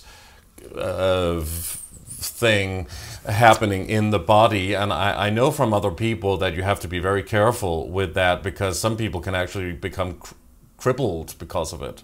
Yeah, we do it in safe stages. Never try and rise it fully in one go. So when I'm training people, there are certain levels. There's a technique called Chandali. It's a kind of Eastern system which raises the Kundalini in stages. There's different levels of Chandali. You do one stage at a time, practice that, move to the next one. So Kundalini increases step by step. So it's a safer system. Then you get the next level when they're ready for it.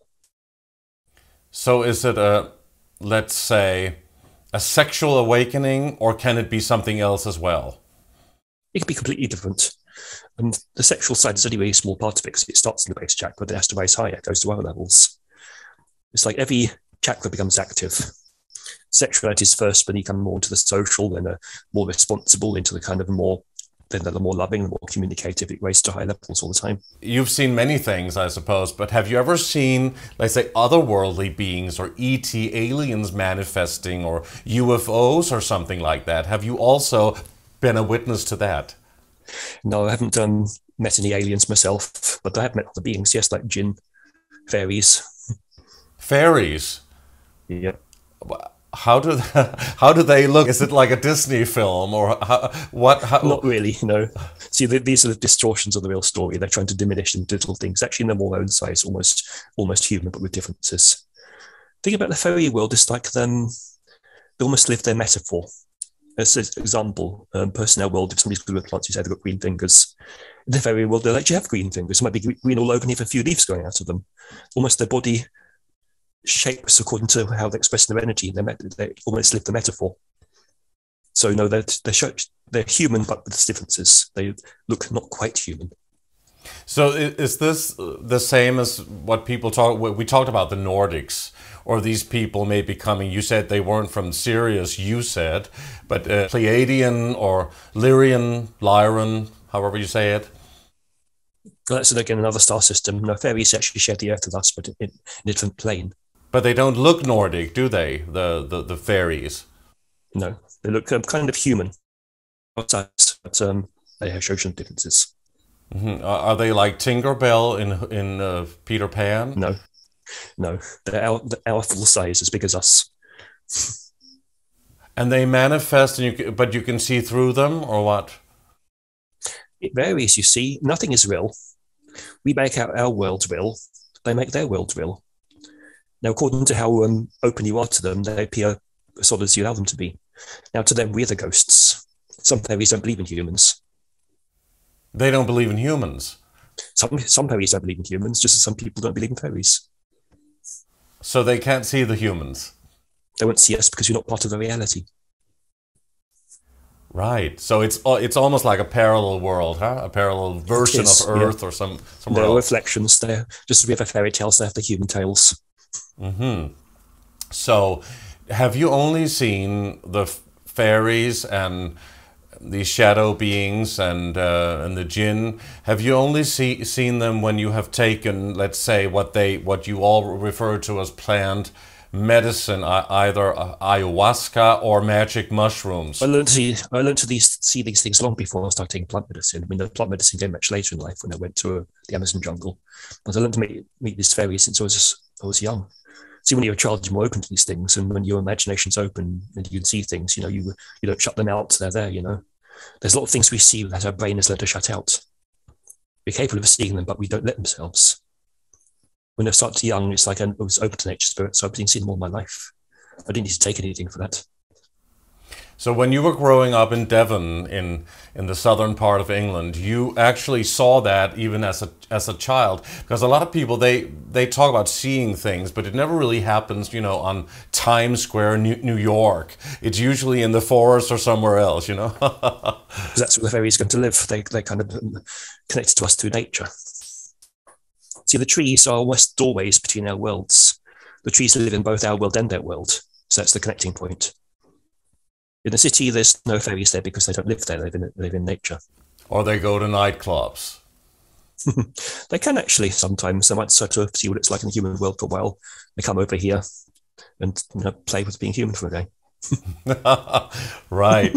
So please talk about shamanism, because there are different takes on shamanism. We have spoken to different types of shamans, I would think. So please explain what shamanism is to you, and how you perform it and use it. Shamanism is basically the most old and natural form of medicine. It's about being one with nature, letting the spirit world guide you, and using the plants and everything of nature to actually bring about healing. It's about a communication to the other worlds to give us guidance, to help us go forward. It's about understanding the positive spirits which can guide us, to give us help. So all shaman work with some form of spirit that's a guide and a helper. There are negative spirits we have to learn to fight against and remove, and there's positive spirits which help us. It's all about being the awareness of our relationship to the rest of the universe, to other planes, to the other spirits, and to nature. But do you have to use plant medicine and become euphoric, or whatever it takes you to go to that realm, magic mushrooms? I mean, I've heard about shamans that does not use something that changes your state of mind. No, many don't. It said the only time I took medicine was I went to the Amazon jungle in Peru. Before that, I never taken anything like that. None of the other training involved any plant medicines. When I was with the Kahunas, for instance, on Maui, they were very strict. No alcohol, nothing nothing poisonous, very pure diet. You're living raw foods and plants, but it's like there's nothing, no kind of drug. You have to be very clear in your consciousness. They wouldn't actually train anybody who'd had more than 2 joints in their life. They said they're already too ruined. They're very pure. So when I got the Amazon jungle with it was all about taking plants. So I was actually quite surprised because it's a whole different perspective. So yeah, many traditions which don't use drugs, they seem as bad. So you don't use them in your ceremonies and rituals? I've used ayahuasca. I've used on ayahuasca ceremonies, yes, but it's not what I commonly use. I do that when I go to Peru. It's not what I do here. But you also have to be quite careful with taking ayahuasca, right? Some people are not really, let's say, ready for that kind of experience yet. It can be dangerous for some people, right? Not if it's guided properly. It depends on the shaman. The trouble with ayahuasca is that too many people do it without full training. They don't know what to do if something goes wrong. An experienced shaman will know what to do in any situation and make sure it goes positive. So what does it mean to you to be a true shaman? I mean, to become a true master shaman, do you have to suffer like ego death and full sacrifice of any narcissism in some kind of way in order to teach people? It's beyond that. You actually have to go through death itself, die physically and come back. Oh, did you die? When you come back, when you come back from the dead, then you've mastered it. There was one test did the Amazon jungle who was given this potion made from the datura plant. It was actually made really thick and put inside a little tree and walled up with some mud, left there for a couple of weeks. So when it came out, it was so thick it was moving with spores in it. I had to drink that. You actually die. You're gone for 3 days. If you make it back, you're a shaman. If you're not, you're dead. Simple as that. You have to go to the other world, far off, and actually gain power and come back again. And that happened to you? Yeah. And did you know that were you practicing? Were you training to become a shaman, or did that just happen? Oh no, that wouldn't happen to a beginner. You have to be ready for that. That was very high. That's advanced level. But when you've been through that one, that's when you're really a shaman. When you've actually been through death and back. And what did you experience when you died, or whatever? Went to the spirit world basically. I'd go to the underworld to meet my ancestors, meet various beings who want to drag me back, meet the dead who would keep me down, meet other spirits, and find which spirits are helpful and which are not. Meet the plant spirits, and you have to gain your allies, and then find your way back. When you've got the strength to come back, you master medicine. But I would expect that you have to be quite careful with teaching other people. I'm talking about this ego death and the so-called narcissism, because some people, they do become like gurus for some, and they actually also exploit that and exploit people. They do, and they're not shaman. The shaman is one who's actually dedicated to the spirits and actually do what the spirits are guiding them to do: heal, help people evolve. It's like a choice to actually really align to that path. When you go through death and actually come back with the spirits with you, you're fully dedicated. You can't lose that. It's who you are. But what if the spirits tell a shaman to do certain things that are not very beneficial for the students or the people taking part in these rituals, looking up to the shaman if they do? That's probably not the spirits, that's people's ego. So the ego can pretend to be anything. You can say it's spirits guiding you, it's nothing but ego. It's important to learn the difference. It's important for everybody to actually understand how the ego works and learn to master it before they even get to the higher levels. You won't get there if your ego's in the way. True. I teach people about to work with egos from early in the training. It's one of the things that we'll have to do. For how long have you done this and have been a shaman and had students or people attending your ceremonies and your lectures or whatever it is that you have there? Well, I started learning when I was 80 years old. I started actually practicing healing when I was about 22, I think. I came out of university and I started doing a bit of healing in my spare time, in between doing other things. So I started practicing a small scale first. And probably by the time I reached about 30, I was starting to run courses. Yes, you must have been a very different child and also growing up as a person. You must have come from a very different place, I would expect. Do you know your origin? I'm talking in the esoteric realms. Well, yeah. Well, first of all, it's like a mixed blood anyway. My father was from India, my mother's from Austria, both of which spoke traditions. So on one side of the yoga, I started doing yoga at that age as well, from about 8. Same time, that's the time when my grandmother from my mother's side was actually teaching me to talk to the fairies and work with nature and so on, work the magic. So it's come from there already, it was in the blood. But in my own history, what's always guiding me back is nature, the fairy realm. They've always been the guides which show me how to go through nature, through the doorways there to actually get guidance from the spirit world.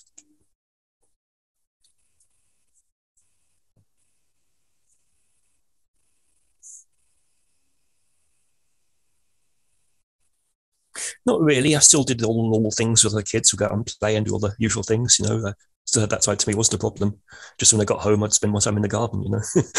My dad was a very keen gardener, so I spent all the time hiding behind the trees and doing my stuff with the spirits.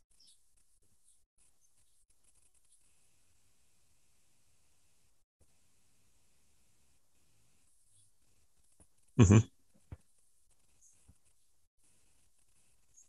Mm-hmm. Yep.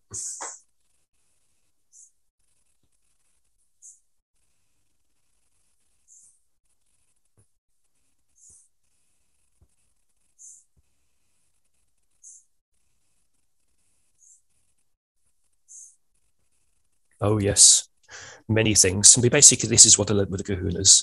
Came from the Hawaiian Islands, from Maui. Is the Kuna Method. We have to find painful spots. You first there's painful spots because they actually bring out stored trauma.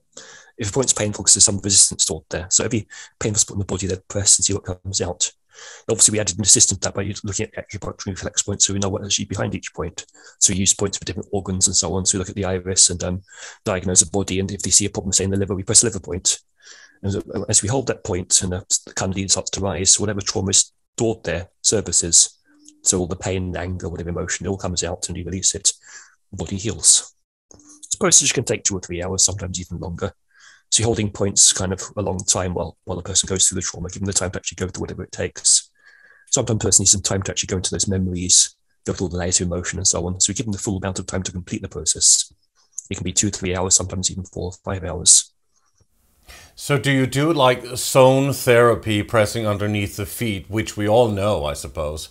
Or is it just, I mean, I've seen a video where you just press one, you know, at one place, and how do you know where to press? Okay, we diagnose the iris. We first look at the iris to see where the problems in the body are. We pick reflex points for those appropriate organs. So we're using things like reflexology and acupuncture to find the appropriate points. Then we find it hurts. You know you've got the right point because it hurts when you press it. So basically you find where it hurts and you press. But what if it hurts many places underneath the feet, for example? I mean, sometimes I guess we all feel that underneath that foot, yeah. Huh? Well, because we have several problems in the body, you know, you look at somebody, nobody's totally healthy. You look in the iris and there's always various organs have these little blockages in them. So all those points are going to be painful. Each one you press, something's going to come out. We don't do them once, we pick one at a time. You know, okay, today we'll do, say, to the heart, next day we'll do the liver, whatever. So we work on that organ through its points and whatever trauma is stored there will come out and heal. Would you say that you can heal everything? Everything is possible. I hardly see anything that hasn't been healed at some point. Doesn't mean everybody is ready to go through that, but it's a case of healing every condition, not necessarily every person. And that it can be physical, but it can also be emotional trauma. 2 ways related, I find. Whenever you work on a physical problem, some emotions come out. So is it true what, let's say, the legendary teacher Louise L. Hay wrote in her book, You Can Heal Your Life, that it is connected, a certain trauma or certain thing in your mind or that has caused the disease? That's right. Chinese medicine is the same thing. You know, they look at different emotions stored in each meridian and each organ. And you've been successful with people coming to you for a certain trauma and they were healed. Oh yes, I've done this for years now, and it's used in many physical conditions as well as traumas. So where have you done your work mostly? I mean, right now you are in Thailand. Why are you in Thailand? That's a long story. I mean, basically, I was practicing in England for a long time. Things weren't easy there. A lot of persecution because people just don't like you doing this sort of work. Just find in many parts of the world. And I found, okay, I was being asked to come over to Thailand. I used to come once a year to do a workshop. And I got here 2 years ago, and I got here about a week before lockdown, and that was it. Couldn't get home. Now, I was in the process of trying to move out anyway and sell the house, but in the end, because I was stuck here, I had to sell the house from a distance, clear it all out, and here I am. So I ended up just moving straight away. It happened faster than I expected. So you still have your home in England? No, that's sold. Did it all from a distance in the end. So you live in Thailand permanently now? Yeah, that's right. But can you still have your ceremonies and your lectures? Do people come to you? I guess it has been very difficult during lockdown in the past 2 years, but I mean, and you haven't been able to travel, but do you usually travel around to perform these things and have courses? That's right. That's what I've done before. This last 2 years, I've been doing all my work online because this work can be done from a distance as well. So I've kind of been developing that side of my work a lot more because I've needed to. Yeah. Of course, you needed to, but then you can't do the point holding with pressing underneath these zones on people's feet and elsewhere in the body. What I'm doing is teaching people how to hold their own points. So we could do a kind of guided treatment on through, say, a Zoom meeting. I show them where to hold and get them to hold in. I sort of guide them from a distance, and I give the empowerment from a distance to raise the Kundalini, and it all works fine. That's very fascinating. Then you're teaching people to be hands-on themselves. Exactly. Which I find actually more useful because when people come to a healing course, they're trying to learn it too fast. At least when they're doing online, people are learning gradually, but they learn all the principles of how to release before we even get to the point holding. So with the time we do the point holding, they're more ready, more understanding. They can hold their own points and heal, and it's like, yeah, it's working nicely this way. And people can contact you for a consultation with different issues. What I've got is I've got an online course going where people learn these principles. They could go get the materials, they've got meditations and videos and things to learn, but also we have little monthly meetings on Zoom to actually guide them further. So we're on an ongoing training here. So they've got more time to do it at home. See, when people had to travel for a course for a couple of weeks, it's trying to cram it in too fast. Yeah, they get a lot of healing, but they come away not understanding it all. This way, it's actually working really well because people can spend several months doing this online work before we even get to the point holding, and then they come to doing it themselves and doing it on others. It's growing nicely. So sometimes the necessity becomes very constructive and very positive, something positive. Exactly. Something very powerful came out of it. Something I knew had to do anyway, but never quite got around to it. This kind of forced me. Right. So that's, of course, very, very positive and a powerful thing. But as I mentioned before, you're also dabbling into something that a lot of people find very, well, suspicious, I guess, but also occult, because that's what we've heard. That's what we have learned. You call yourself, or you've gotten the title, a voodoo high priest. And you are performing voodoo ceremonies where you seemingly are being possessed by Gede or I don't know how you pronounce. Gede here. Gede here is the kind of Gede. Okay. A deity of sex and death, and performing sexual magic therapy rituals through this voodoo ceremony in true Haiti style, I suppose. And there are videos of you that show us that you seem to be either totally taken over by some kind of madness, or perhaps it could be a performance act. That's what people would think if they see it. It's quite entertaining and a little bit eye-opening, I must say. Or is this real, or is there a mad entity that enters you? Oh, that's real. We see some of these spirits in voodoo have very colourful personalities. I mean, Gede is a spirit of death. The way they see it is that once you're dead, you have no inhibitions, you don't care, so you can be as crude as you like. So Gede comes out being very open and crude. He does great healing, but he's actually just very crude in his way, very funny because he's so crude, and that's how he is. And that's that particular spirit. They have their own personality. When I'm actually possessed, I'm completely gone. I'm not aware of what I'm doing. I'm always knocked out, and the spirit takes over and does the work. So it's not you. No, I'm gone. So it's not you. So I have no awareness of it. It's something. I'm totally gone.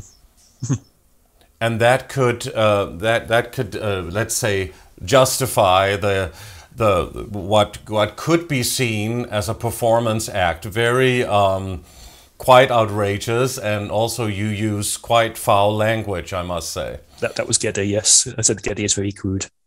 He's the only one, but the other's not like that. Each Loa has a personality. Geddy is quite fun because people like him because he's so crude. He just shocks you, you know. And in what way is that?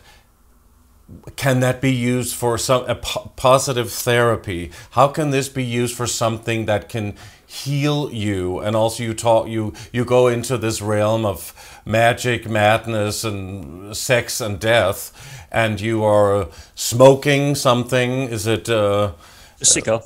Is it a cigar? And then you are blowing it also on people's genitals, or in that direction.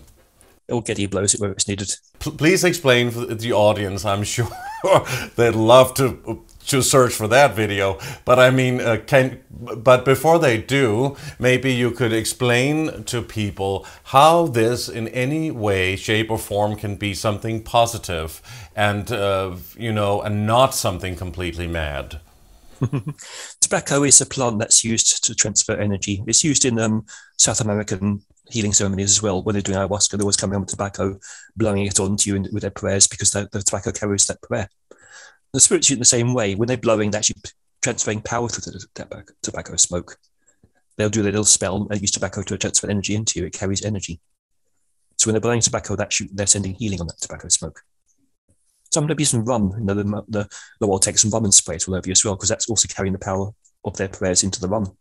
These are all mediums through energy transferred. Yes, but what happens when you do? Why do you do it? It's sexual therapy, but you're going into a dark realm.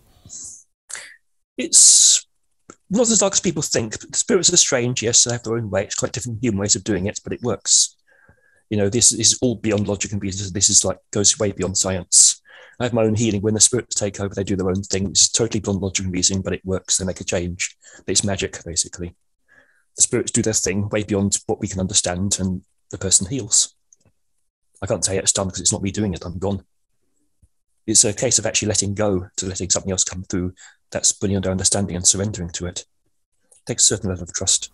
But what are you healing? Because obviously women and men are receiving this treatment, so it's they must be quite, let's say, they must trust you in order to do this. And there's a lot of laughter, and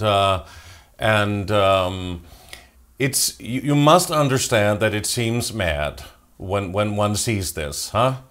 Of course, yes, it does. Same to me as well. When I first did it, it was like, you know, I was, you know, thought it was crazy, but and it worked. I had to try it.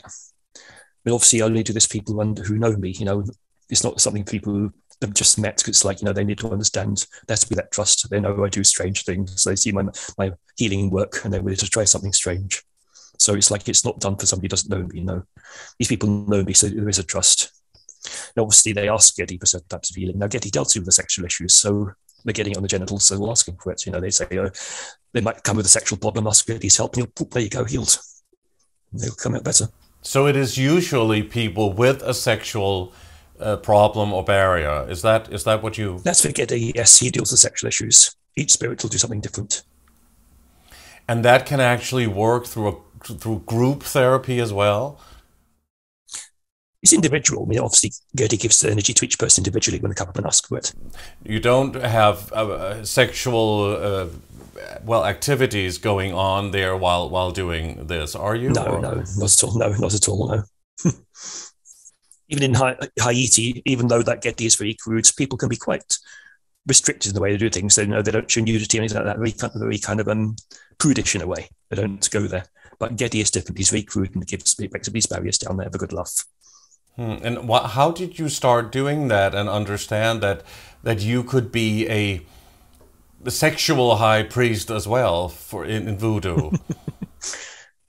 It's not really about sex. I mean, being a high priest is about being channeled for spirits. We said, I'm gone. I didn't even know what's happening at the time. Each spirit comes and does its thing to heal. It's only Geddy who's so crude. And obviously this takes people's attention. You know, people notice those things, so it stands out. But obviously each spirit is different. Voodoo isn't about sex. However, because it has no inhibitions about it, people who have got problems with sex in other religions will come to voodoo because they don't have any judgment.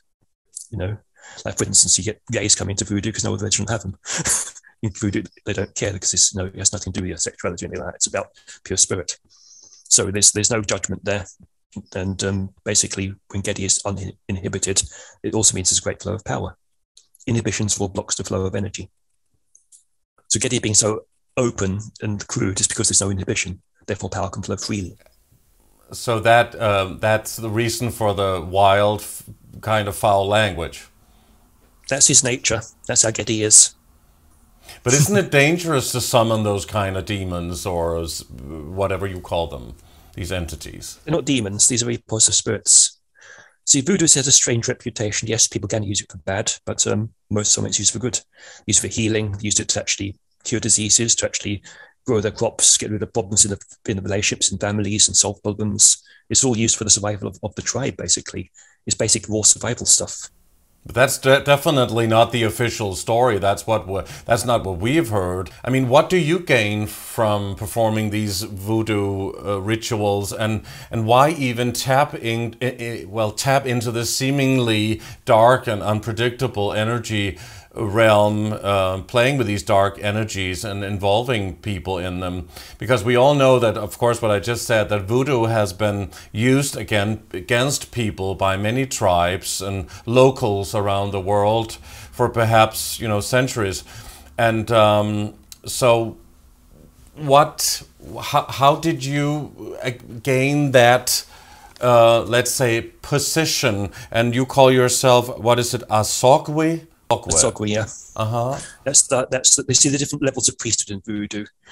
The Houngan means a spirit chief, the all good Houngan. The first level is called Hunsi, the second is a point, the third is Asogwe, that's the highest level. So the full title is Houngan Asogwe, means that I'm that highest level of priesthood, yeah. But actually, yes, it was actually because of the dark side that got on to the first place. See, as a healer, I came across people who had voodoo on them, basically. I had to try and find to heal them. I'd actually heal them one problem, something else goes wrong. They had a curse, they kept having disasters. And often dimension physics, they couldn't work. Like, for instance, one woman who came to me, she was cursed, they should never work again. Now she's a stunt rider, she broke her back, couldn't drive. Got another job actually doing some fine artwork, poked her eye out, couldn't do that anymore either. So it was really heavy, disastrous stuff. It wasn't enough to be able to heal her because things kept happening. I had to know how to break this. I didn't wait till them to actually go to Haiti and learn it directly. Also, I was afraid of it at the time, as most people are, and I thought, okay, then it's time to go and face my fears. Let's go and find out what this is all about. And I had to go there to actually learn voodoo in order to heal these problems, to break those curses. And that's been very useful because you do now and then come across people who have been cursed. You don't understand how to do this, how can you help them? So that's why I got into it, basically, to help those who have been cursed. Mm-hmm. But it's not the normal choice for most people who are going into healing, to choose to be a voodoo high priest. I mean, it's quite inventive and It is. It's because I had curses to deal with. What else deals with them? Normal healing doesn't deal with those things. The reason I've done some different things is you always come up with another case where the tools you've got are not enough. You have to learn something else. But you could use it for bad. Oh yes, it's possible. Once you understand it, yes. So you would have to be quite careful and really be trustworthy, wouldn't you? Yes. And you are. Actually, in Haiti, there is a discrimination. You see, the voodoo is a religion. The ones who do voodoo are not the ones doing bad stuff. That's what we call boko, sorcerers who don't have a religion. In the voodoo, there's a morality because it's a religion. If people do wrong in there, the kind of elders will kind of sort them out and stop them and talk to them and actually put them in the place. They don't allow that. So it's not the voodoo that's a problem. It's the ones who don't have religion who practice sorcery. So you have to know how to, how to work with this and to be trustworthy. That's just what I mean. This is a very, very touchy topic and subject and realm to go into. It is, but if other people are practicing voodoo for a bad way, I think it's better to actually know how to do it yourself so you can stop them. If something is potentially done but do it bad, then the good people should do it. And you can, and you'll declare and say that you will only do this with good intentions and for good. Exactly. I got this whole thing because I was a healer. I need to know how to help people who've been cursed. That kind of directs us into the topic that we already touched upon, the Djinn, that you say is not the archons, which is interesting because a lot of people say it is the Djinn, which what the Muslims call them, and also genie in the bottle, Aladdin's lamp, I suppose, and the magical deceivers, people call them, and you can tell us otherwise if that's what you have experienced. Trying to lure humanity into soul slavery, people say. Fear-based existence, feeding off people. But then you come along and bring up an eye-opening topic to co-create with the Djinn, to co-create with some of these beings that you talked about, even the dragons and the fairies, and maybe other beings as well that you know about or use or can see. But how can people co-create with such an entity that everybody or most people know as being a bad entity? Isn't that to lure them into darkness instead of into the light? No, you see, the Djinn don't see it that way. They don't exist in this duality of light and dark like we do. However, because their intelligence is so different from ours, they don't speak to us in a rational way. What they say seems to be very cryptic. They can't speak in our normal language because their consciousness is a much different level. The message is always very cryptic. We have to try and understand them. So often it seems trickery because we don't understand what they're saying. It's not because they're trying to deceive, it's because that's the way they speak. We have to be very clever to actually figure out what they're trying to mean, because there's lots of hidden meaning, let's say. There's a great depth of meaning in every little sentence because it's cryptic messages. Now, much of magic is taught this way. Lots of the old magics you learn, they're very cryptic writings there to try and understand the depth of magic that's within those teachings. This is how the Djinn speak all the time. So when you try and do a deal with them, what they ask for, you might understand. So it's important to actually gain that understanding. You always have a guide who can check it for you. One thing I teach in a lot of my courses with these spirits is to people have a different relationship to the higher self who can guide them. So the Djinn asks something, the higher self will say yes or no. They say, no, don't take that. You don't understand the metaphor, but the higher self knows better. Don't have that. But you're not trying to deceive you. It's simply a deal. Okay, you want this is what I need in return. You don't know what it is. It's like a cryptic message.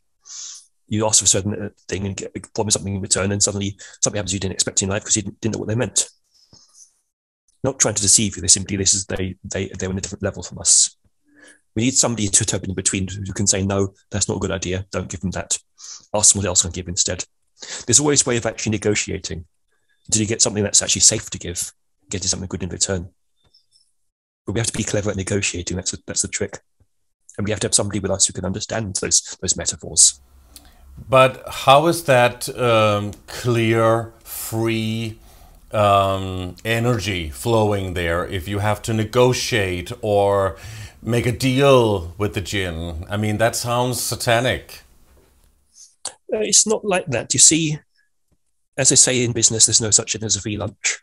Everything you do is making a change that ever costs you something. You might want to say, okay, I want to get rich. Well, okay, how am I going to get there? A certain set of events happens, you end up rich, but how? Some people might say, no, the granny just died and left some money. You didn't want that to happen, but you didn't specify. You already got rich. These happen all the time, not just with Djinn. People out doing something like creative visualization. They visualize something like a house, and somebody, a relative, gets killed, they got money from that, or they had an accident, they got money for that. Well, this is not the way where you would want the money, but you didn't actually specify. But that's having a talent for business, right?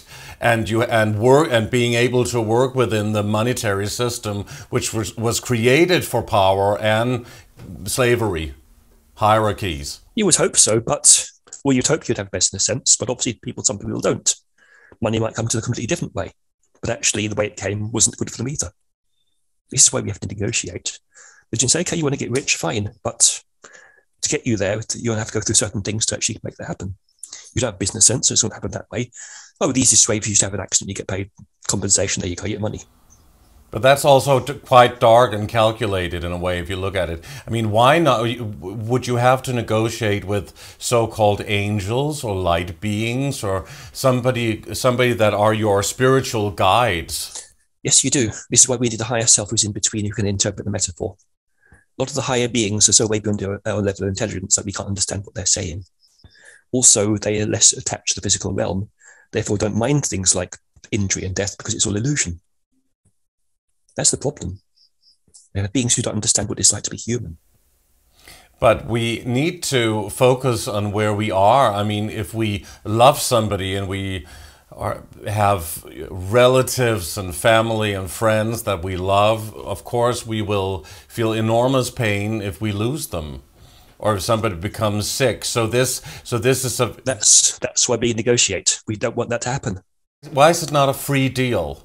You know, why? I mean, it's like saying you will have to pay a lot to be part of a sect or a cult, or, you know, putting millions into Scientology or whatever they do to pay for knowledge.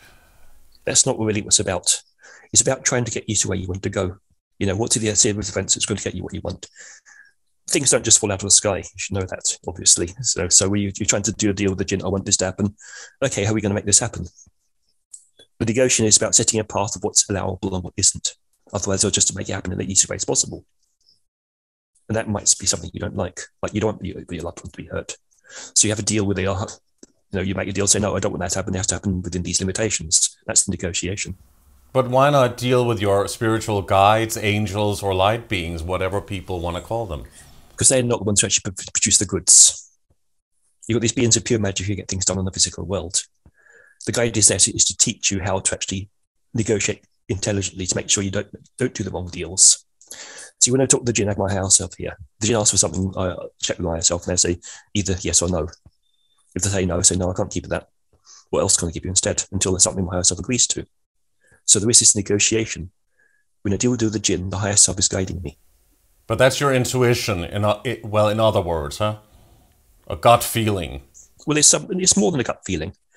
It's a part of you which understands the metaphor which you don't understand. But why call it a Djinn tapping into that realm? We said the genie in the bottle. We know them as evil energy vampires that we actually need to defeat, don't we? Well, some are, because some get into the wrong place. That's not how Djinn actually are. That's not their overall nature. It says another spirit from a different realm from us. They are different. No being in itself is evil. It's only when they're in the wrong place they seem to go wrong. Djinn too have a different way of doing things. If we understand how to work with them, it can be a good relationship. They help us get where we want to go. They have power, which adds to what we're doing. It's up to us to use it intelligently. So you are saying that they potentially could help human beings become more free of limitations and become unslaved. Yes. It's up to us to work with them in an intelligent way. So you've got all these raw powers out which can actually make a difference in their life. If we don't use intelligence, we make a mess of ourselves. We can't blame them. We're the ones making the choices. But how do you know if it's a good Djinn or a bad Djinn working for you, or that you want to consult and negotiate with? Because you conjure it under certain religious contexts, only the Djinns who agree with that religion can appear. You don't do it openly for anything to come in. You're making choices. Like quite often, the Arabic Djinn magic is Islamic. The Djinn that come will be Islamic and therefore obey Muslim law. They won't hurt you, and they'll act according to the Quran. But then, of course, they require you to be good as well and not break the laws of your religion. So, in what way have you experienced that negotiating or working with a Djinn entity can be something positive and changing someone's life for the better? I use them all the time to bring in more money, whatever, anything I need. But obviously it's done in a way, I now have certain Djinn that I've got to know who know how the human world works because they've learned by being with me, so they won't do anything that's wrong for me. It took them time to understand that. The problem is when Djinn first come in, they don't understand the human nature. You have to learn and grow with them. So after a while, they understand your needs and what you don't want, and work within your limits and within your principles. So for instance, if I lack business one day, I can do a few prayers. The next day, there's a lot more business. That simple. The Djinn go and draw money in for me, and there's no consequence at all because I've actually got a relationship now where they just do that work and with no harm. But how do you know that it's the so-called Djinn and not your higher self or your or a guide or an angel or something like that? Does it really matter?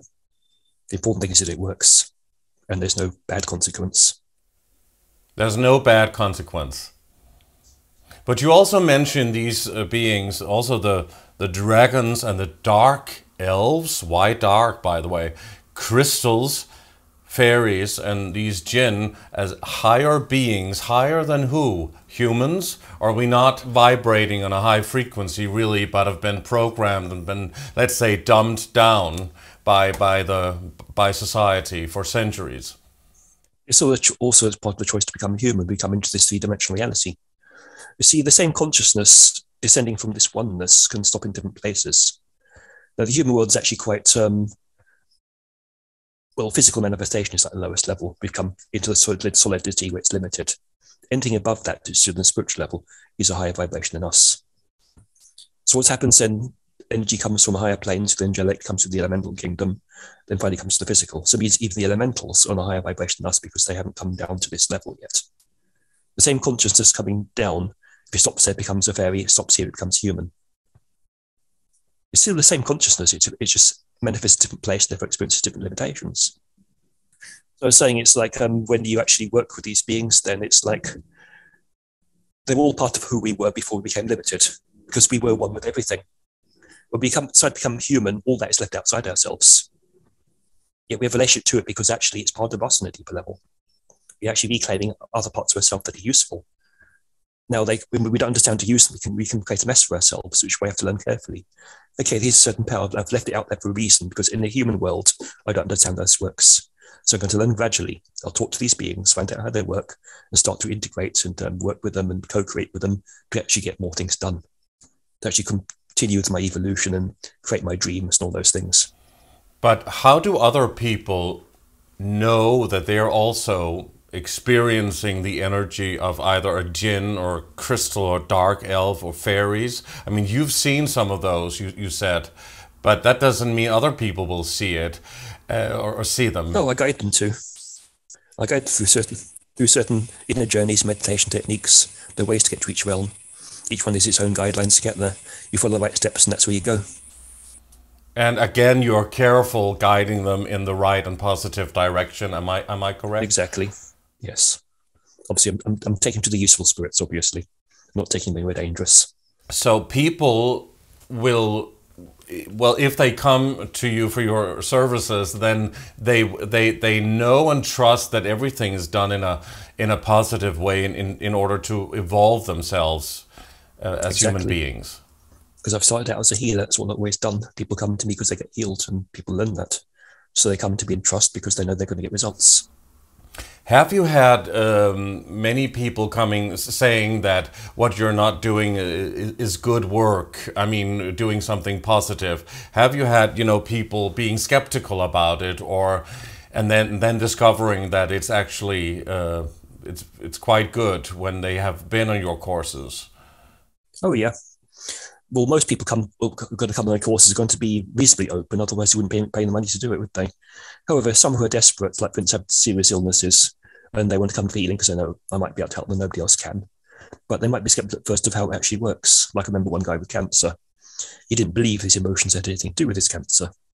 But of course, once I started helping the points, old trauma started coming out, and then after about a week he understood, okay, yes, now I can see it really was my trauma was doing all this, because that's what came out, and the cancer was going down. So he learnt from experience that, yes, this is true. At first, he didn't believe it. And it helped. Oh, yeah. So, in our remaining moments, before you can also tell us if you have something specific that you would like to share with us and with the audience, what are your thoughts on the whole world crisis and the possible coming reset? Great reset, not so great reset. What are your thoughts on what is coming from now on? We are in February 2022, and this has been going on for a few years, and of course they orchestrated this many years before, but they have this Agenda 21, UN Agenda 2030 plan. How can we stop it and create a better world for humanity, you think? It's about keeping your mind on the goal, really. Understanding we can create a reality. Don't give in to fear and give up. Just stay on your vision, stay in your truth, Don't believe any of the lies, and you have to keep a focus. As I was saying, we come into bifurcation points. The world can go both ways. It can go to the miracle, or it can go to the disaster. And realities may split. You might be able to change the whole world, but you can't decide which side you are going to go on. If you keep your focus and decide to take part in co-creating a better world, you'll be part of that better world. The disaster will happen somewhere else, not in your reality. So this is a choice you have to make. Rather than actually just wait to see where the world is going to go, decide where you're taking your world. You must become a part of that creation. You have to focus your energy, your thoughts, your vision on a positive future, being true to your higher principles and sticking to your truth. So what about the rest of humanity that are not awake and that are being hijacked by this fear program and mind control? They'll be back to another cycle just like that Atlantis. We came from Atlantis that was disastrous, but others who made it. They'll be back in that cycle, having to learn again. Time goes on and on. So we will eventually learn to, or be coexisting on different timelines or almost parallel realities within the same reality? Or what? No, how do you think? Different realities. We'll be in one world, there'll be another, we won't even see each other. So we will go to another parallel reality of Earth, you think? It'll be on Earth, but you see, Earth already has different realities to it. See, even the fairy world lives in Earth, but we don't see them. Another dimension within the Earth. Same with Atlantis, that whatever happened then, it's like there's another reality also on the Earth, but not in our reality. But what about our members of our family who made other choices than what they are pushing people to do at the moment? Also in terms of medical treatments, I mean, where will they be? I guess we'll still have them in our lives, right? And some of them we love. Maybe not. We don't yet know, because it's there's big change coming. That's the trouble. Changes can become quite traumatic and heavy, but in the end, it's take us somewhere. Sometimes you go through a major crisis to get to a better point, and we don't yet know who we're going to bring with us, because each person has to make that choice for themselves. So the so-called awake must continue to create a better world and should not fear what is coming. Is that what you are saying? Exactly. Decide to create a better world. See, fear is a strange thing. See, when you actually fear something, you're projecting a negative future and then stepping into it emotionally. If you're projecting a positive future, there won't be any fear because you're not creating that. We have to stay focusing on that positive future. Mm-hmm. So what is your best message for people watching this? And I guess they've been very fascinated by hearing your story and how your life has, what you're doing in your life, which is quite eye-opening, but also very fascinating. And, how can people learn more about you and also get in touch with you, possibly for courses or for therapy? And if you could close with your final thoughts, best possible message for people. Yes, well, first of all, you can get to my website, azizshamanism.com, and you can read all about my courses there, my different training and my different services, and there's plenty of blogs I've written actually explaining my work at many levels, and there's videos, so there's plenty of information if you want to work to that website. There's a lot to read, a lot to see. But my main message to everybody now is remember that you create your reality. It's not the leaders doing it for you, not anybody else creating reality, it's you. Own your power. Don't wait for somebody else to do it for you. Don't believe these people have power over you. You stay and focusing on your creation. You too are a God. Whatever else somebody else is doing, you create your reality. Stay on that goal. Don't be put off it. But everything you've got into creating the future that you want, and believe that you can do it. And remember, there's many beings there to help you. It's not all bad. There's the gods working with you in various other angelic levels, and even some things people might have thought are bad. There are good ones there too. There are many positive spirits there to support you. When you choose to do this work, you've got support. You're not alone. Great. Wow, that's very great and a wonderful message. And it's been really fascinating and extraordinary and eye-opening to have spent the past 2 hours with you here. And I'm thrilled to have, to know more about your work. And I want to thank you so much, Peter Aziz, for being on Age of Truth TV. You're welcome. It's been a pleasure. Thank you very much to Shaman Peter Aziz, and thanks to all of you for watching Age of Truth TV. You can support us by clicking onto our website, ageoftruth.tv. And please like our videos, subscribe to our channel, and hit the bell for notifications. You can sign up for our newsletter on our website, ageoftruth.tv as well. Please also subscribe to our alternative channels on BitChute and Brighteon. Your support is greatly appreciated. And on behalf of the Age of Truth TV team, we thank you so much for watching, and we'll see you again soon.